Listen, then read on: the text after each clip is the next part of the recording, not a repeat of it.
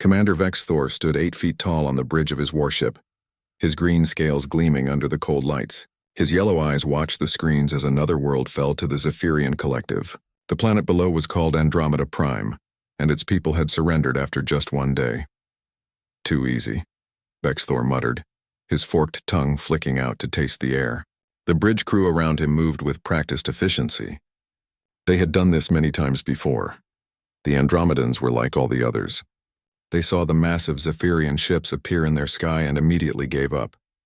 No fighting, no resistance, just fear and surrender. This was how the galaxy worked. The strong ruled the weak, and the collective was the strongest of all. Vex Thor had been conquering worlds for over 200 years. He had seen every kind of alien species the galaxy had to offer. Some were small and furry, others were tall and thin. A few could fly or swim or change colors, but they all had one thing in common. They were afraid of the Zephyrians, and why shouldn't they be? The collective controlled 47 star systems. Their soldiers were born warriors, with natural armor plates covering their bodies and claws that could cut through steel. They could spit poison that paralyzed enemies in seconds. Their ships were the largest and most powerful in the galaxy, but the real secret of their success was not their weapons or their size. It was fear itself. The collective had learned long ago that fear was the perfect tool for control. A frightened enemy was a defeated enemy, and once a species submitted to the collective, they stayed submitted. "Sir," called out his tactical officer, a younger Zephyrian named Caxtel, "we are receiving the tribute list from Andromeda Prime. They will provide us with rare metals and workers as expected." Vex Thor nodded. This was always how it went. First came the conquest, then came the tribute. The conquered species would spend the next 50 years working for the collective, mining their worlds and building ships. Their children would serve in the collective's armies. Their best minds would solve problems for Zephyrian scientists. It was a perfect system. The collective grew stronger with every world they conquered, and the conquered species learned to be grateful for Zephyrian protection from the dangers of the galaxy. "Any word from the other fleets?" Vex Thor asked. "Fleet Commander Zeloth reports successful conquest of the Kepler mining colony," Caxtel replied. "Admiral Rendar has completed operations in the Vega system. All tribute schedules are being met." Vex Thor allowed himself a moment of satisfaction. 3 more worlds added to the collective in just 1 month. The galaxy was slowly but surely coming under proper control. "Sir, we have a new target assignment from Command," another officer announced. "Long-range scouts have identified a primitive world in the outer spiral arm." "Oh?" Vex Thor turned his attention to the communication screen. The image showed a small blue and green planet orbiting a yellow star. "What do we know about them?" "Very little, sir. The inhabitants call themselves humans. Initial scans show they are bipedal mammals with no natural weapons or defenses. No armor plating, no claws, no poison glands. They appear to be one of the weakest species we have encountered." Vex Thor studied the images. The humans looked soft and fragile. They had only 2 arms and 2 legs, pale skin, and small teeth. They were barely 5 or 6 feet tall. Their technology appeared primitive. They had only recently developed basic space travel and had not yet left their own solar system. "How many of them are there?" he asked. "Approximately 8 billion, sir. They are divided into multiple tribal groups across their planet. Our analysts believe they frequently fight among themselves." Vex Thor laughed, a harsh sound that echoed across the bridge. A species that couldn't even unite their own planet was no threat to the collective. This would be the easiest conquest yet. "What are Command's orders?" "Standard subjugation protocol, sir. You are to take a small fleet and demand their surrender. They estimate total conquest time at less than 1 week." Less than 1 week. Vex Thor had conquered entire star systems in less time than that.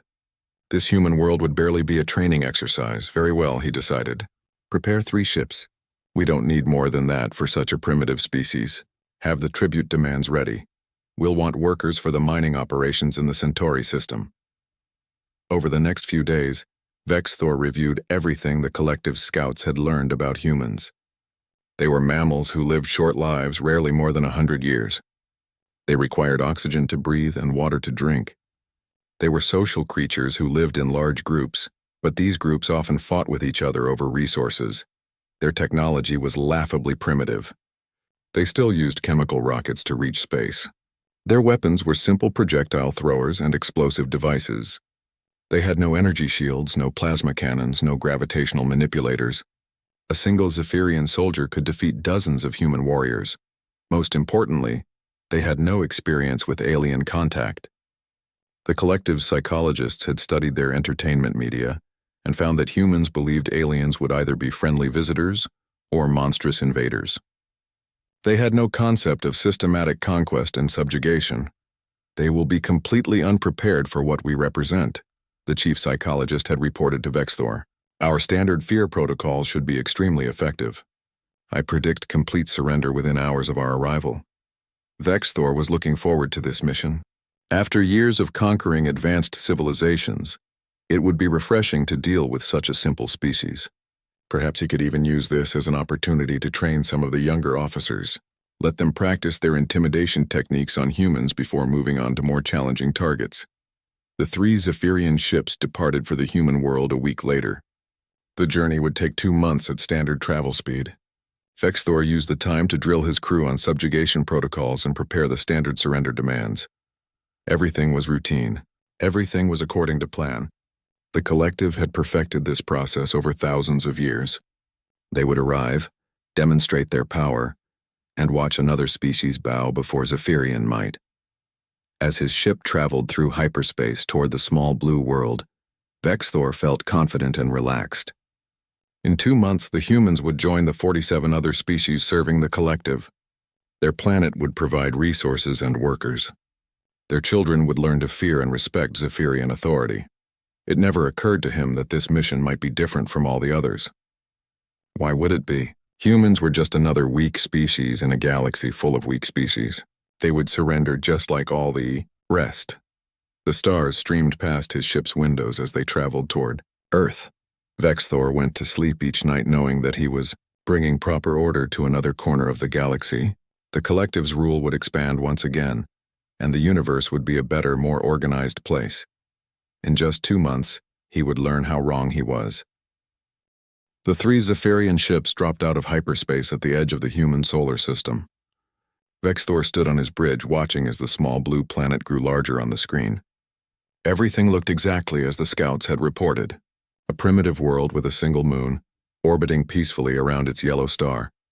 "All systems ready, sir," reported Caxtel. "Cloaking fields are active. The humans cannot detect our approach." "Good," Vexthor replied. "Take us into orbit. I want to decloak directly above their largest population centers for maximum psychological impact." This was standard procedure. The sudden appearance of massive alien ships always caused panic among primitive species. The fear would spread quickly across their communication networks, and within hours their leaders would be begging for mercy.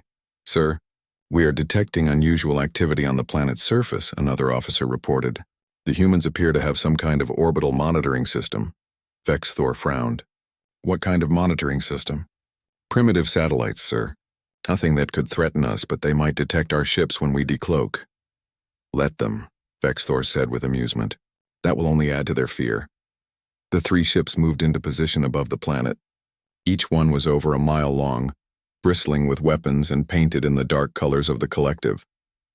They positioned themselves above what appeared to be the humans' 3 largest cities. "Decloak on my command," Vexthor ordered, "and begin broadcasting the standard surrender demand on all frequencies." The Zephyrian ships suddenly appeared in Earth's sky like dark clouds. On the planet below, humans looked up and saw the massive alien vessels floating silently above their cities. Emergency broadcasts began immediately. Vexthor smiled as he watched the chaos begin. Humans ran through the streets, pointing at the sky. Their primitive communication networks buzzed with panicked messages. Their military forces scrambled to respond, though they had nothing that could reach orbital altitude. "Broadcasting surrender demand now." "Sir?" the communications officer reported. Vexthor's image appeared on every television screen, computer monitor, and communication device on the planet. He had practiced this speech many times, modulating his voice for maximum intimidation. "People of Earth," he began, his yellow eyes glowing and his sharp teeth clearly visible. "I am Commander Vexthor of the Zephyrian Collective. Your world is now under our control. You have 72 hours to surrender unconditionally, or we will demonstrate the consequences of resistance." He leaned closer to the camera, letting his forked tongue flick out menacingly. Choose wisely. Submit to the collective, and you will be allowed to continue your existence as productive citizens of our empire. Resist, and your species will cease to exist. The transmission ended. Now came the waiting period. In Vexthor's experience, most species surrendered within the first few hours. The smart ones realized immediately that resistance was hopeless. The stubborn ones sometimes took the full 3 days, but they all gave up eventually. "Sir," Caxtel said after several minutes, "we are receiving responses from the planet." "Excellent. Patch them through." But instead of panicked surrender messages, Vexthor heard something unexpected. The first transmission came from what appeared to be a human government official. "Unknown alien vessels, this is the United Nations Security Council. We acknowledge your presence and request immediate diplomatic discussions regarding your intentions and demands." Vexthor blinked. Diplomatic discussions? No species had ever asked for diplomatic discussions during a conquest. The second message was even stranger. "Alien Commander, this is the President of the United States. We would like to clarify several points in your surrender ultimatum. First, what specific terms of service are you proposing? Second, what guarantees can you provide for the safety of non-combatant populations? Third, are you authorized to negotiate modifications to these terms?" Vexthor stared at the communication screen in confusion. Were these humans actually trying to negotiate with him? Did they not understand what was happening? More messages kept coming in. Some were from governments offering immediate surrender. Others were from military forces declaring war. A few were from individual humans who seemed curious about Zephyrian technology and wanted to know if they could arrange cultural exchanges. "Sir," his communications officer said nervously, "we have received over 3,000 individual responses in the last 10 minutes. The humans appear to have many different governing bodies, and they are not responding in a coordinated manner." "Show me," Vexthor demanded. The screen filled with a map of Earth, with colored indicators showing different responses from different regions. Green meant surrender, red meant declared war, yellow meant requesting more information, and blue meant no response yet. The map looked like a patchwork quilt. Large sections of green, scattered areas of red, patches of yellow, and several blue zones where governments were apparently still consulting with leadership or reviewing the terms. "What is this?" Vexthor asked. "How many different governments do these humans have?" "Current count is over 200, sir. They appear to be divided into territorial groups called nations. Each nation has its own leadership structure and decision-making process." This was unprecedented. Most species had either a single world government or a few major territorial powers. The humans seemed to be split into dozens of small groups, all with different ideas about how to respond to the collective. As the hours passed, the situation became even more confusing. Human news networks began broadcasting detailed analysis of the Zephyrian ships, trying to determine their technology level and capabilities. Scientists appeared on television explaining theoretical physics principles that might allow for faster-than-light travel. Military experts discussed possible defense strategies, while economists debated the trade implications of joining an interstellar empire. Religious leaders offered various interpretations of what alien contact might mean for human spirituality. Most disturbing of all, large numbers of humans seemed to be treating the entire situation as an exciting adventure, rather than a terrifying crisis. Social media platforms filled with jokes, memes, and amateur analysis of Zephyrian anatomy. "Sir," Caxtel reported, "the 72-hour deadline has passed." Vexthor looked at the latest response map. About half the human governments had surrendered, a quarter had declared war, and the rest were still considering their options or waiting for more. Information. Never in 3,000 years of collective expansion had Vexthor encountered a species that responded to conquest with such chaos. Where was the unified panic? Where were the desperate pleas for mercy? Very well, he decided. Begin the demonstration attack. Target the largest population center that has declared war. A limited bombardment should convince the rest to surrender quickly. The Zephyrian ships moved into position above New York City, their weapons charged with the familiar whine of building energy. This was the moment when resistance always collapsed, when primitive species saw the true power of collective technology. The first energy beam lanced down from orbit, striking an empty area of the city that had been evacuated. The explosion was visible from space, creating a crater several blocks wide. Smoke and debris filled the air. Vexthor waited for the panicked surrender messages to flood in. Instead, he watched in amazement as human emergency response teams immediately moved into the area. Fire departments began containing the damage while medical teams set up treatment stations. News crews appeared within minutes, broadcasting live coverage of the attack. But most shocking of all, groups of human scientists and engineers arrived at the blast site and began collecting samples of the weapon's effects.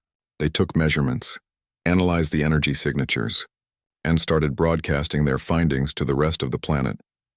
Within 6 hours, human military forces had modified their own weapons, based on what they learned from the collective's attack. Within 12 hours, they had begun evacuating major population centers in an organized fashion, while simultaneously mobilizing their armed forces. "Sir," his tactical officer reported with obvious confusion, "the humans are not surrendering. If anything, they appear to be preparing for extended warfare." Vexthor stared at the planet below, trying to understand what he was seeing. These soft, primitive mammals should be cowering in terror. Instead, they were studying his weapons and organizing resistance movements. For the first time in his long career, Commander Vexthor felt a small, cold feeling in his stomach. He was not sure what it was, but it felt uncomfortably like doubt.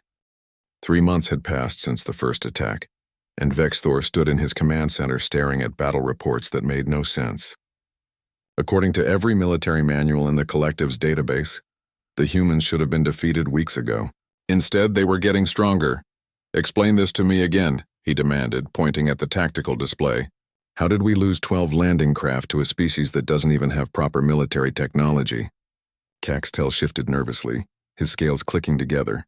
"Sir, the humans don't fight like other species. They use tactics that our combat simulations never accounted for.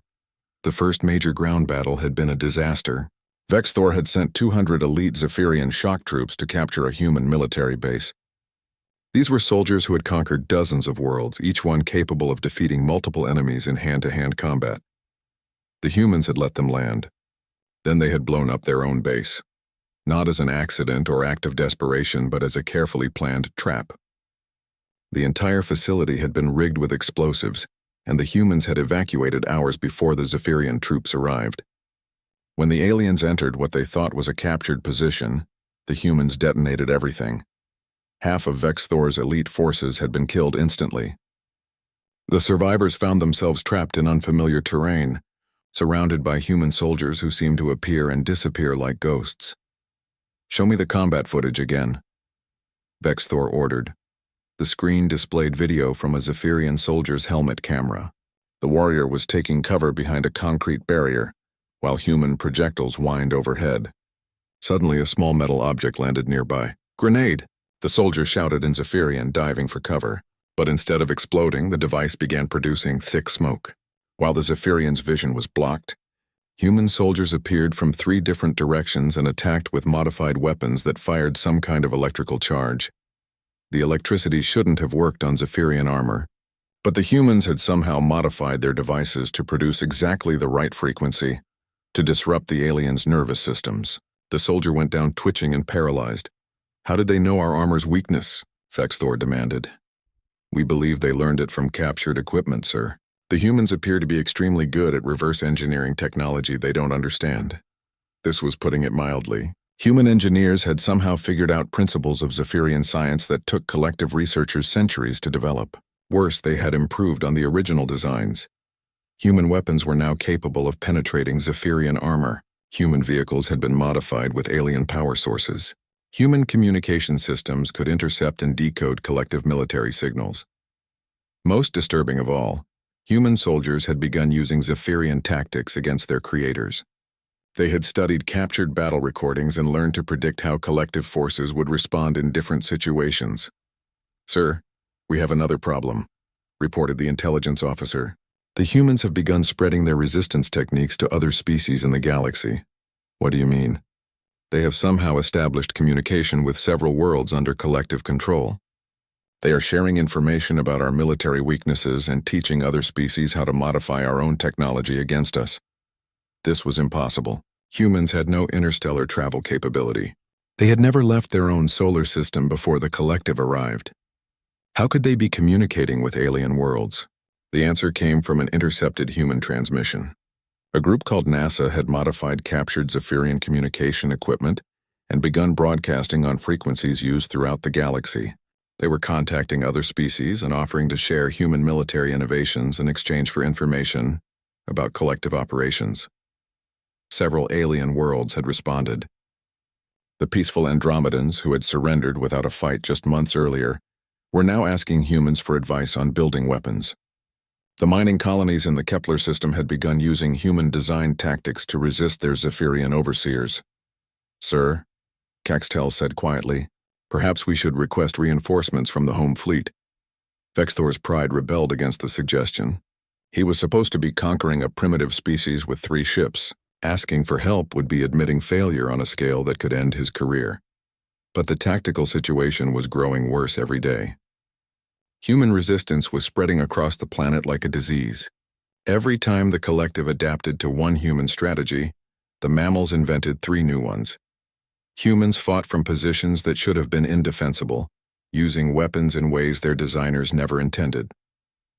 They turned everyday objects into military equipment. They used their own infrastructure as tactical advantages, flooding tunnels to trap Zephyrian troops or collapsing buildings to create choke points. Most unnerving of all, they seemed to enjoy it. Zephyrian soldiers reported that humans actually smiled while shooting at them. Some laughed during firefights. A few made jokes while being captured.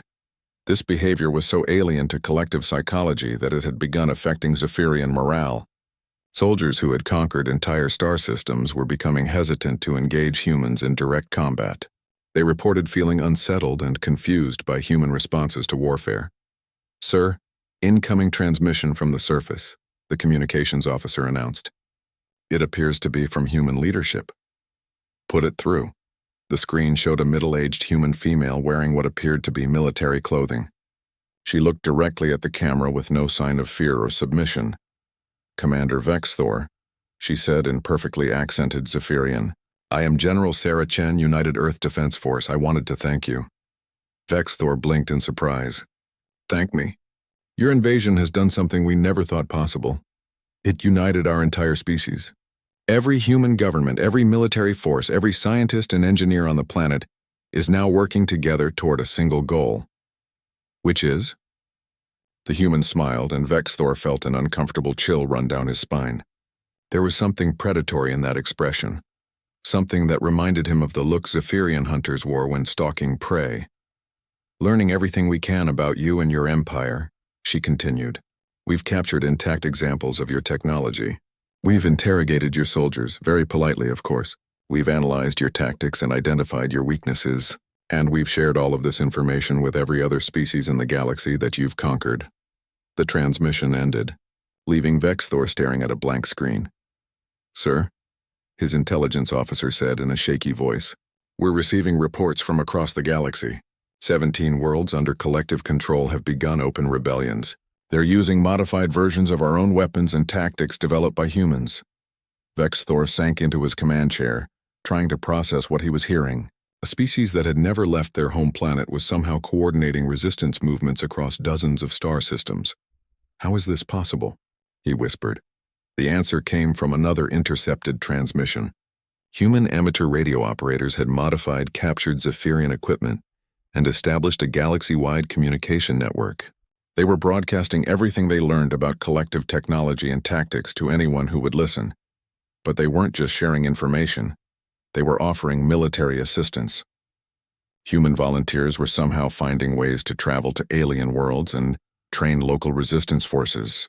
They were teaching other species to fight using human tactics that the collective had never encountered before. Within days, Zephyrian forces throughout the galaxy found themselves facing enemies who fought like humans, unpredictable, adaptive, and seemingly immune to fear. For the first time in 3,000 years, the collective was losing ground instead of gaining it. And it was all because of one small blue planet full of soft, primitive mammals who refused to understand that they were supposed to be afraid. Vexthor looked out at the stars and realized that everything he thought he knew about conquest, about fear, and about the natural order of the galaxy was wrong. The humans were teaching him a new lesson, and he was not enjoying it. 6 months after what the humans now called Contact Day, Vexthor received a message that shattered everything he believed about military superiority. The collective's fortress world of Kethmore had fallen to a combined force of humans and liberated alien species. Kethmore had been unconquerable for over 1,000 years. Its orbital defenses could destroy entire fleets. Its surface was protected by energy shields that could withstand planetary bombardment. Its garrison included 50,000 elite Zephyrian warriors. The humans had taken it in 3 days. "Show me the battle recordings," Vexthor commanded. Though part of him didn't want to see what had happened, the tactical display lit up with footage from the doomed fortress. Instead of attacking the orbital defenses directly, the humans had done something completely unexpected. They had sent small teams of volunteers on what appeared to be suicide missions. Pilots flying captured Zephyrian fighters directly into the shield generators. But at the last second, each pilot had ejected, and the unmanned fighters had struck their targets loaded with improvised explosives that somehow disrupted the entire defense network. The humans had turned kamikaze attacks into precision strikes, sacrificing their equipment but not their lives. How did they know the exact frequency needed to collapse our energy shields? Vexthor asked. "We believe they learned it from interrogating prisoners, sir," his intelligence officer replied nervously, "but not through torture or force. The captured Zephyrian soldiers report that humans treated them with medical care and asked them questions about their families, their homes, their reasons for fighting. What does that have to do with shield frequencies? The humans used the personal information to build psychological profiles, sir. Then they offered captured soldiers the chance to prevent unnecessary deaths on both sides by sharing technical information. Many of our troops volunteered the information willingly." Vexthor felt sick. The humans were weaponizing compassion. They treated enemy prisoners better than most species treated their own soldiers, and then used that kindness to gather intelligence. It was simultaneously the most civilized and most terrifying approach to warfare he had ever encountered. The footage continued. After the orbital defenses fell, human forces had landed on Kethmore's surface. But instead of attacking the fortress directly, they had begun constructing what appeared to be recreational facilities, food preparation areas, entertainment centers, and communication hubs. What were they building? Vexthor demanded. "Refugee camps, sir. The humans sent messages to our soldiers offering them safe passage off the planet if they chose to surrender. They guaranteed medical treatment, communication with families, and eventual repatriation to collective territory. More than half the Zephyrian garrison had voluntarily surrendered, not out of fear or desperation, but because the humans had offered them something no military force in Galactic history had ever provided, a genuinely safe and honorable way to leave the battle. The remaining defenders had found themselves vastly outnumbered and surrounded by enemies who knew exactly how Zephyrian military doctrine worked, because their former comrades had explained it in detail during friendly conversations over shared meals. "Sir," Caxtel interrupted, "we have an urgent communication from Collective High Command." The main screen activated, showing the ancient face of Supreme Commander Zarthul, ruler of the Zephyrian Empire. His yellow eyes glowed with barely controlled rage. "Vexthor," he hissed, "explain to me how a species that had never left their homeworld 6 months ago is now conducting military operations in 17 star systems simultaneously." "Sir, the humans have proven to be far more adaptable than our initial assessments suggested. They have somehow acquired interstellar travel capability and have been establishing alliances with previously conquered species. I can see that from the reports." Zarthul's image flickered with anger. "What I want to know is how they learned to build faster-than-light drives when they were still using chemical rockets 6 months ago." The answer was as humiliating as it was impressive. Human engineers had not only reverse-engineered Zephyrian technology, they had improved it. Their modified ships were faster, more efficient, and more maneuverable than anything in the collective fleet. They appear to have a natural talent for technological innovation, sir. Our science teams estimate that they have advanced their technical capabilities by approximately 500 years in just 6 months. 500 years, Zarthul repeated slowly. "In 6 months, yes, sir. They seem to approach engineering problems differently than other species. Instead of following established scientific principles, they experiment with modifications that theoretically should not work, but practically produce superior results." This was the heart of the problem. Human technology didn't follow the rules. They attached incompatible systems together and somehow made them function. They modified equipment in ways that violated basic physical laws, but achieved better performance than the original designs. Collective scientists were baffled. Human innovations shouldn't work according to everything the galaxy knew about physics and engineering. But they did work, and they worked better than anything the collective had ever built. "Sir," Caxtel reported, "we have another problem. Long-range sensors are detecting human ships approaching this system." "How many?" Vexthor asked. "Just one, sir. A small vessel broadcasting diplomatic credentials." Vexthor stared at the tactical display. A single human ship was approaching a system defended by 3 Zephyrian dreadnoughts, and they were calling themselves diplomats? "Put them through," he decided. The screen showed a young human male wearing what appeared to be a military uniform. He looked calm and confident, showing no sign of fear despite being vastly outnumbered. "Commander Vexthor, I'm Lieutenant Colonel James Rodriguez, United Earth Diplomatic Corps. I'm here to deliver a message from our leadership." "You are in violation of collective space," Vexthor replied. "Surrender immediately or be destroyed," the human smiled. "I don't think so, Commander. We're not here to fight. We're here to talk. The collective does not negotiate with rebels." "We're not rebels," Rodriguez said patiently. "We're offering you something better than conquest. We're offering you partnership." Before Vexthor could respond, alarms began sounding throughout his ship. The tactical display lit up with warning indicators as dozens of human vessels seemed to materialize out of nowhere around the Zephyrian fleet. "How did they get past our sensors?" Caxtel shouted. "We learned about your sensor arrays from the technical manuals on captured ships," Rodriguez explained conversationally. "It wasn't hard to develop stealth technology once we understood how your detection systems work." Vexthor looked at the tactical display in horror.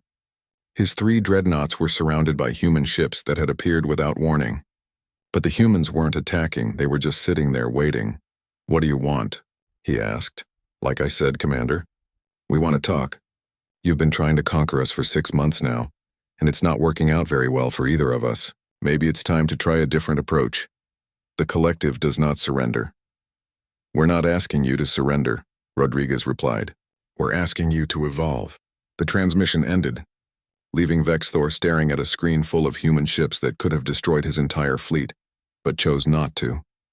For the first time in his life, Commander Vexthor realized that he was not the most dangerous predator in the galaxy. That title now belonged to a species of soft, primitive mammals who had somehow learned to weaponize mercy, diplomacy, and hope, and they were offering to teach these skills to their enemies. The thought terrified him more than any weapon ever could. 1 year after first contact, Commander Vexthor stood before the Collective High Council delivering the most shameful report in Imperial history. The chamber was filled with the greatest military minds the Zephyrian Empire had ever produced, and they were all staring at him with a mixture of disbelief and horror. "Let me understand this correctly," Supreme Commander Zarthul said slowly. "A species that had never left their home planet has not only resisted conquest, but has convinced 17 of our tributary worlds to declare independence?" "Yes, sir," Vexthor replied, his voice barely above a whisper. "And they accomplished this not through superior firepower, but by offering these worlds something called friendship?" "That is correct, sir."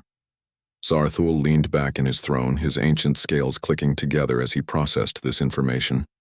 Around him, other council members muttered in their native language, their voices filled with confusion and fear. "Explain to me how friendship defeats military occupation," demanded General Kethral, the Collective's chief strategic officer. Vexthor activated the holographic display showing a map of the galaxy.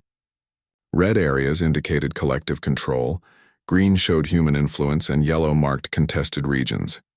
What had been a solid wall of red just 1 year ago was now a patchwork of colors. "The humans don't use fear as a tool of control," he began. "Instead, they offer genuine partnership. When they contact a conquered world, they don't demand tribute or submission. They ask what that species needs to improve their lives." The council members looked at each other in bewilderment. This concept was so alien to their thinking that many of them struggled to understand what Vexthor was describing. "They share technology freely," he continued. "They provide medical assistance. They offer to help resolve conflicts between different groups on the same world. Most importantly, they treat other species as equals rather than subjects. But how does this translate to military advantage? General Catherall pressed. Because species that are treated as partners fight harder than species that are forced to fight, Vexthor explained. The humans have created genuine alliances. When we attack human positions, we're not just fighting humans, we're fighting Andromedans who volunteered to help defend Earth, Kepler miners who chose to share their resources, and dozens of other species who genuinely want to protect their human friends. The word friends seemed to echo strangely in the chamber. It was not a concept that existed in Zephyrian military doctrine. Show them the Vega system incident, Vexthor ordered his aide. The hologram displayed a recent battle where collective forces had attempted to retake a rebellious mining world. The defenders had included not only local forces, but volunteers from 6 different species who had traveled across the galaxy to help.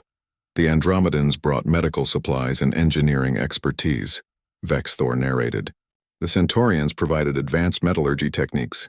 The Kepler colonies shared mining equipment that was modified into defensive weapons. All of this was given freely with no expectation of repayment. And the humans? Zarthol asked. The humans provided something even more valuable. They taught everyone how to work together. They created communication systems that allowed 6 different species to coordinate their efforts. They developed tactics that played to each species' strengths. Most importantly, they made sure every participant understood that they were fighting to protect their friends, not to serve a distant empire. The battle recording showed the results. Collective forces had faced an enemy that was not only well-equipped and well-coordinated, but genuinely motivated. The defenders had fought with a determination that Zephyrian troops, motivated only by duty and fear, could not match. Sir, interrupted Intelligence Chief Mordan, we have received another communication from human leadership. They are requesting a formal ceasefire negotiation. They want to negotiate. Zarthol's voice dripped with scorn. After everything they have done? Yes, sir. But not for surrender terms. They want to discuss what they call a transition to peaceful coexistence. Vexthor activated another display, showing the most recent human diplomatic proposal. As he read through the terms, he felt the same mixture of fear and fascination that had been growing in him for months.